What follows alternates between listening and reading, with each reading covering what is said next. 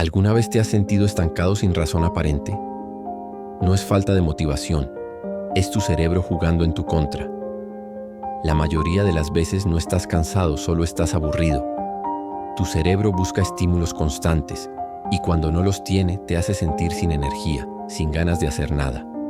Aquí tienes 3 trucos psicológicos para romper con ese bloqueo mental.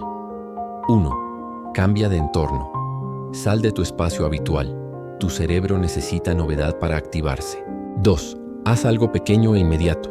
Lávate la cara, haz 5 sentadillas, escribe una idea, rompe el patrón de inacción. 3. Replantea tu enfoque. En lugar de decir, tengo que hacer esto, di, elijo hacer esto porque, y dale un significado personal. Si te has sentido estancado últimamente, prueba uno de estos trucos hoy. Cuéntame en los comentarios, ¿cuál de estos 3 vas a probar primero?